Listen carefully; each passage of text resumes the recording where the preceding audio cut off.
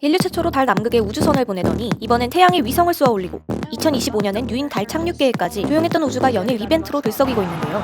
우주 진출에 이글이글 끓어오르는 열망을 드러내는 나라가 아주 가까이에 있습니다. 바로 북한. 북한이 인공위성을 발사하겠다고 홍보했습니다. 북한은 최근 전쟁 중인 러시아와 긴밀히 소통하며 국제적 긴장감을 높이고 있죠. 그 배경으로 위성과 관련한 첨단 기술 교류 가능성이 떠올랐습니다. 지난 5월 서울시의 경계경보 오발령 소동 기억하시죠? 지금 경보가 다시 울리는데 당시 북한이 미사일을 발사한 줄 알았지만 그날 발사된 것은 북한의 첫 군사정찰 위성 만리경 1호를 실은 신형 로켓 천리마 1호였고 북한은 지난 8월 말에도 위성을 한 번 더 쏘아 올렸는데요. 결과는 같았습니다. 김정은의 자존심에 단단히 스크래치가 난 건데요. 군사위성 개발은 북한이 천명한 5대 국방과업 중 하나였습니다. 발사 실패로 조급해진 김정은 국방위원장이 푸틴에게 SOS를 보냈다는 의혹까지 나오는 상황입니다. 사실 인공위성을 발사했다는 북한의 주장, 고지고대로 믿기엔 찜찜한 구석이 적지 않습니다. 확인할 길이 없으니까요. 국제사회에서는 북한이 쏘고 있는 게 미사일이라며 연일 비판하고 있죠. 여기서 질문, 인공위성과 미사일, 둘 사이에 어떤 차이가 있는지 아시나요? 길쭉한 로켓을 발사하는 것은 엇비슷해 보이는데 말이죠. 그래서 1Q10이 야심차게 준비했습니다. 과거부터 미래까지 이어지는 다양한 로켓 과학 이야기. 오늘 키워드는 로켓의 두 얼굴입니다. 치열한 전쟁을 벌였던 미국과 러시아가 우주 강국이 된 이유, 또한 북한이 뭘 발사했는지 끊임없이 논란이 될 수밖에 없는 근본적인 원인, 바로 미사일과 인공위성이 쌍둥이 같은 존재이기 때문입니다. 로켓 상단 끝부분에 무기를 실으면 미사일, 인공위성과 우주선을 실으면 발사체가 되기 때문이죠. 실제로 세계 최초의 인공위성 스푸트니크 1호는 소련의 대륙간 탄도탄 R7을 개량한 로켓에 실려 발사됐습니다. 이어 미국 최초의 인공위성 익스플로러 1호 역시 중거리 탄도탄 주피터C의 개량 로켓에 실렸죠. 1999년 발사된 우리나라 아리랑 1호도 미국의 대륙간 탄도탄 피스키퍼에 실려 날아갔고, 아리랑 2호가 탑재됐던 러시아 로콧 발사체 역시 러시아의 탄도미사일이었던 UR-100N이었습니다.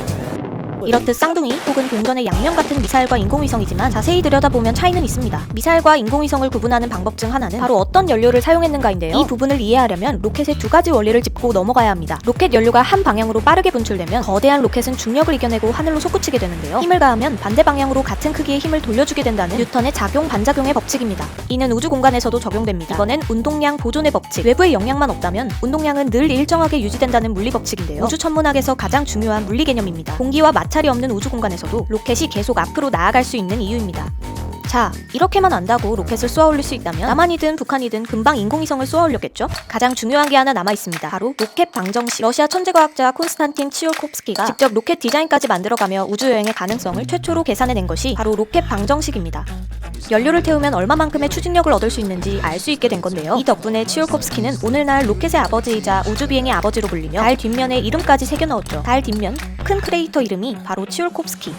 로켓 방정식은 복잡한 계산이 수반됩니다. 추진 과정에서 연료를 계속 소비하게 되는데요. 연료는 갈수록 줄어들기 때문에 로켓의 질량 또한 시간이 갈수록 감소하게 됩니다. 이를 운동량 보존 법칙에 대입해볼까요? 운동량은 질량과 속도를 곱해서 구해지는데, 이에 따라 로켓 무게가 줄어들수록 로켓 속도는 더 빨라지게 됩니다. 거기에다 추진 엔진이 분리되는 과정에서 로켓에 가해지는 영향과 외부의 힘, 즉 중력이나 공기 저항 같은 외력까지 생각해야 하죠. 로켓을 실제로 설계하고 발사하는데 매우 복잡한 계산과 숱한 실험, 셀 수 없이 많은 실패가 필연적으로 따르는 이유입니다. 이렇게 중요한 로켓 추진에는 크게 두 가지 방식이 활용되고 있는데요. 바로 액체 연료와 고체 연료. 미사일은 고체, 인공위성은 액체 추진제를 주로 사용합니다. 우주 공간에서도 연소가 되려면 산소가 필요한데, 산소를 액체 형태로 만들면 더 적은 무게와 부피로 로켓에 담을 수 있습니다. 영하 183도에 달하는 극저온 기술 등 고도의 기술력이 총동원됐습니다. 비록 제작 방식은 복잡하고 힘들어도 대형화에 유리해 지구 밖 다른 행성으로 나아가는 데는 필수라 할 수 있죠. 반대로 미사일에는 고체 추진제가 주로 쓰입니다. 액체 추진제 로켓은 발사에만 수일이 걸려 무기로는 적합하지 않은데요. 고체 추진제는 이미 연료가 들어가 있죠. 대신 연료를 장기간 굳혀야 하는 문제가 있는데, 로켓의 크기가 클수록 연료를 굳히기 힘들어져 대형화에 문제가 생긴다는 단점이 있습니다. 북한이 위성이라고 주장하지만 전문가들은 미사일이라고 보는 이유도 바로 여기에 있는 건데요. 북한이 지난 7월 쏘아올린 신형 대륙간 탄도미사일은 사상 처음으로 고체 연료 형태로 만들어져 더욱 위협적인 존재가 되었습니다. 연료 주입 과정이 크게 생략돼 원하는 때 불시에 바로 쏠 수 있기 때문입니다.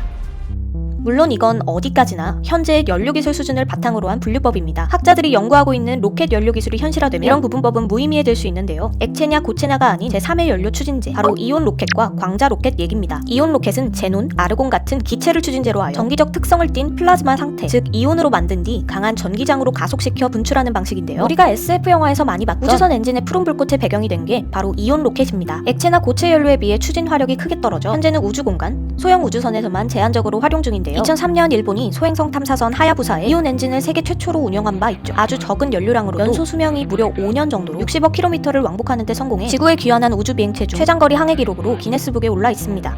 아직 개발은 되지 않았지만 이론적으로 가장 뛰어난 방식은 바로 광자 로켓입니다. 빛 입자인 광자를 빛의 속도로 내뿜어서 추진하는 방식인데요. 빛의 속도는 초속 30만 km이죠. 단 빛을 만들어 한쪽 방향으로 빔을 쏘려면 매우 고차원적인 핵융합이나 핵분열 기술이 필수입니다. 아직까지는 먼 얘기겠지만 개발이 되기만 한다면 태양계 바깥도 여행할 수 있을지 모릅니다.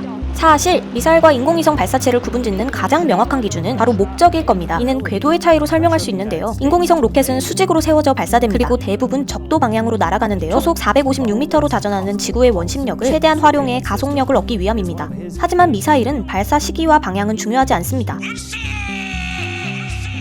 다만 인공위성 발사체와 또 다른 정밀 기술이 필요합니다. 탄도미사일은 대기권에 재진입하는 과정에서 공기와의 마찰에 의해 발생하는 수천도의 열을 견딜 수 있어야 하고 대기권 재진입 후에도 목표물을 향한 방향 제어, 정밀 유도 제어 기술을 갖추고 있어야 하죠. 일명 지구 대기권 재진입 기술인데 북한이 이 기술을 확보했는지는 아직 알 수 없습니다.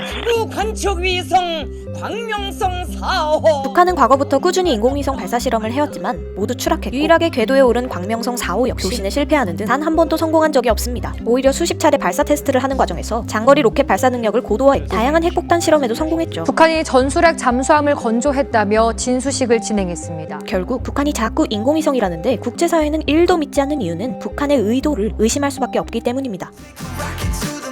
이쯤 되니 그럼 우리나라는 뭐하고 있나 궁금증이 솟아오르는데요. 지난 5월 저궤도 실용위성 발사용 로켓인 누리호 발사에 성공하며 러시아, 미국, 프랑스, 중국, 일본, 인도에 이어 1톤 이상의 대형 발사체를 자국 기술로 발사한 7번째 국가로 자리매김했습니다. 내년에는 미국 아르테미스 프로그램의 일환으로 국내 기술로 만든 탐사선 탑재체가 처음으로 달 표면에 착지하게 됩니다. 로켓과 과학기술이 발전하면 발전할수록 앞으로 또 어떤 우주 이벤트가 기다리고 있을지 벌써 흥미진진해지네요. 지금까지 1Q60이었습니다.